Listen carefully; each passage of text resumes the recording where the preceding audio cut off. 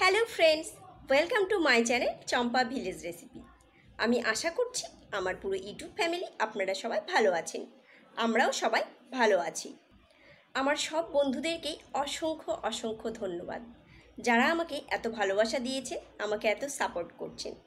আর যারা আমার প্রথম দেখছেন ভিডিও, তাদের কাছে বিশেষ অনুরোধ, চ্যানেলটিকে সাবস্ক্রাইব করে পাশে থাকা বেল আইকনটিকে অবশ্যই প্রেস করে রাখবেন। আজকে একটি অন্য রকমের রেসিপি শেয়ার করব। কেউ ভিডিওটি স্কিপ করবেন না, পুরো ভিডিওটি অবশ্যই দেখুন। তাহলে এবার রেসিপিটি শুরু করি। এখানে আমি নিয়ে নিয়েছি পাবদা মাছ, এই রকম বড় সাইজের পাবদা মাছ। মাছগুলোকে আমি ধুয়ে পরিষ্কার করে নিয়েছি। পাবদা মাছের একটি খুব সিম্পল রেসিপি শেয়ার করব, কিন্তু দুর্দান্ত স্বাদের। কিভাবে রেসিপিটি বানাবো তার জন্য পুরো ভিডিওটি অবশ্যই দেখতে হবে, কেউ স্কিপ করবেন না।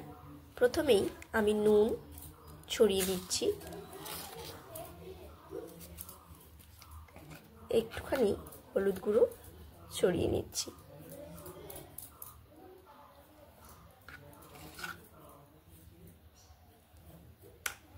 আর এর উপরে দিয়ে নিচ্ছি একটুখানি সর্ষের তেল।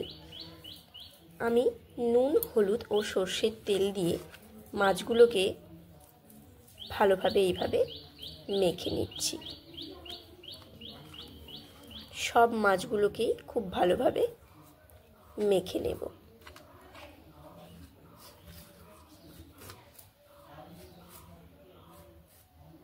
মাছগুলো এইভাবে নুন হলুদ মেখে নিয়েছি।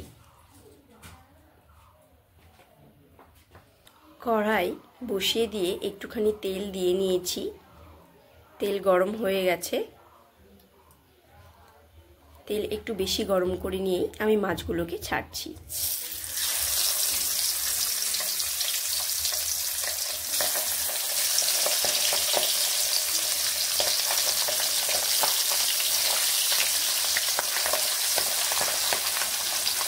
গুলোকে আমি আস্তে করে এইভাবে উল্টে দেব।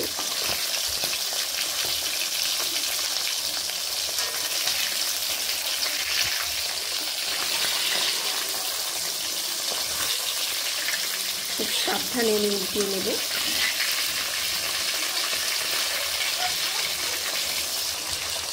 এইভাবে আমি উল্টে নিচ্ছি, বাকিগুলোকে উল্টে দিয়েছি। দুই পিঠ ভালো করে ভেজে নিতে হবে। এখানে পাবদা মাছ রান্নার জন্য নিয়ে নিয়েছি আমি আলু। আলুগুলোকে আমি এইভাবে লম্বা করে কেটে নিয়েছি। আর নিয়ে নিয়েছি টমেটো, একটুখানি নিয়েছি আদা, আর নিয়েছি এই রকম লাল লঙ্কাগুলো।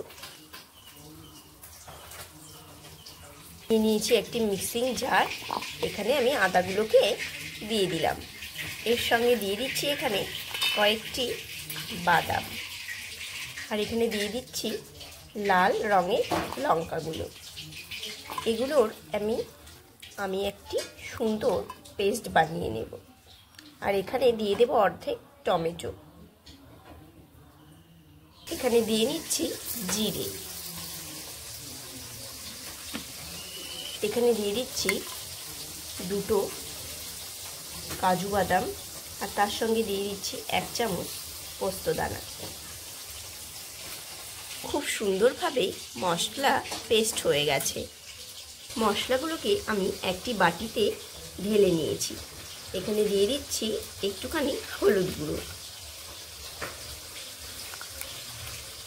হলুদ গুঁড়ো দিয়ে মশলাগুলো বেশ ভালোভাবে এভাবে মিশিয়ে নিচ্ছি মশলার সঙ্গে হলুদ গুঁড়োগুলোকে।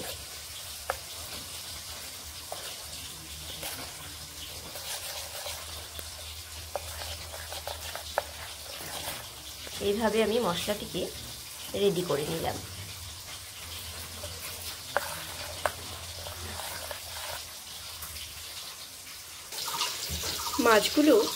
সব মাছগুলো আমি এইভাবে ভেজে নিয়েছি।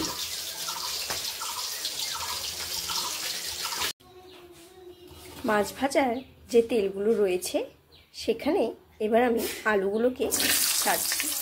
আলুগুলোকে আমি এখানে ভেজে নেব।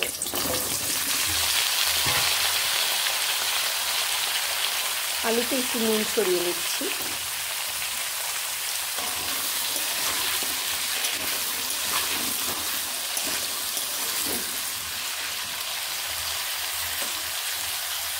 একটুখানি হলুদ গুঁড়ো দিয়ে দিচ্ছি।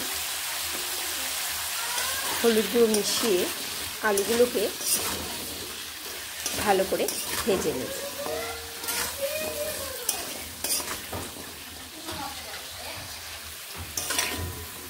আলুগুলো আমি এইভাবে একটু লাল লাল করে ভেজে নিলাম। আলুগুলো প্রায় ভাজা হয়ে গেছে। এখন আলুগুলোকে তুলে নেব। বেশ নরমও হয়ে গেছে।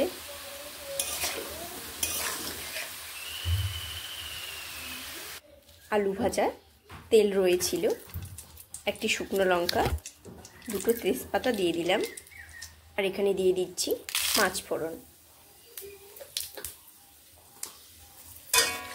এইবার ফোড়নগুলোকে এইভাবে নেড়ে নিচ্ছি।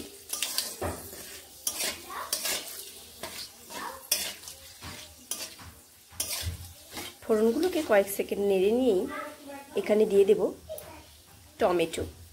কিছু টমেটো আমি কুচিয়ে রেখেছিলাম। টমেটোগুলোকে এখানে দিয়ে আরও কয়েক সেকেন্ড এইভাবে নেড়ে নিচ্ছি।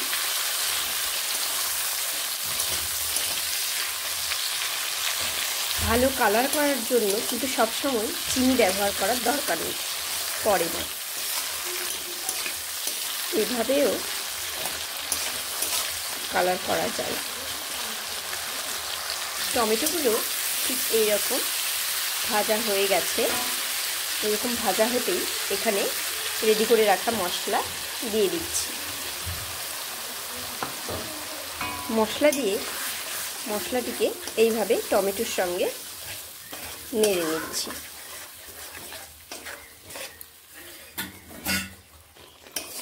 এইবার আমি ভালোভাবে মশলাটিকে কষিয়ে নেব।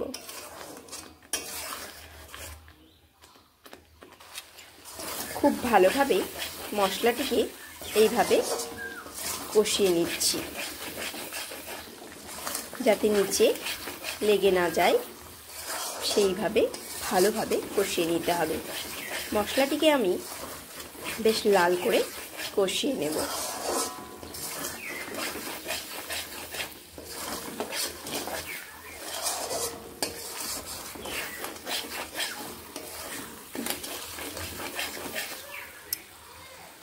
মশলা কষানো হয়ে গেছে, তেল ছেড়ে দিয়েছে। এবার আমি এখানে ভেজে রাখা আলুগুলোকে দিয়ে দিচ্ছি। আলুর সঙ্গে মশলাগুলো মিশিয়ে আর 2 থেকে 3 মিনিট কষিয়ে নেব।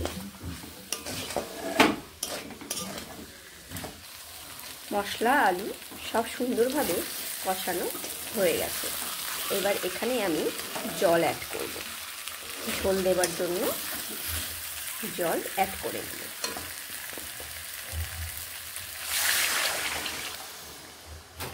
এবার ভালোভাবে এইভাবে নেড়ে নেব। আলু মশলার সঙ্গে জল মিশিয়ে নিচ্ছি। পাবদা মাছের কিন্তু এইভাবে ঝোল রান্না করলেও খেতে বেশ লাগে।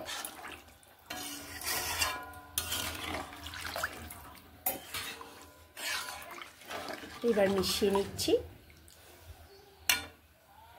ঝোল বেশ ফুটতে শুরু করেছে। এবার এখানে দিয়ে নিচ্ছি স্বাদ মতো নুন। নুন মিশিয়ে এইভাবে নেড়ে নিচ্ছি। এইবার এখানে দিয়ে নেব ভেজে রাখা মাছগুলোকে।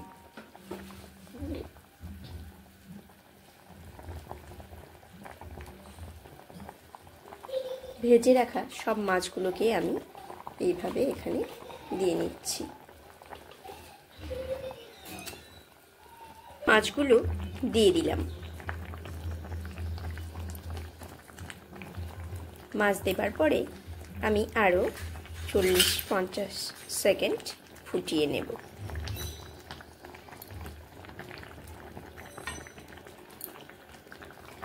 আমার হয়ে গেছে, 40 সেকেন্ড মতো ফুটিয়ে নিলাম। এবার এখানে আমি দিয়ে দিচ্ছি গুঁড়ো গরম মশলা, ছড়িয়ে দিলাম। গুঁড়ো গরম মশলা এর সঙ্গে এইভাবে ভালোভাবে আস্তে আস্তে মিশিয়ে নিচ্ছি, কারণ পাবদা মাছ এমনিতেই নরম। পাবদা মাছের এইরকম ঝোল যদি কেউ না বানিয়ে থাকে, একবার হলেও বানিয়ে খাবে। আমরা তো ঝাল, পাবদা মাছের ঝাল বা সর্ষে পোস্ত এরকম রেসিপি খেয়েই থাকি। এবার আমি নামিয়ে নেব। এখন পাবদা মাছের এই ঝোল আমার রেডি টু সার্ভ।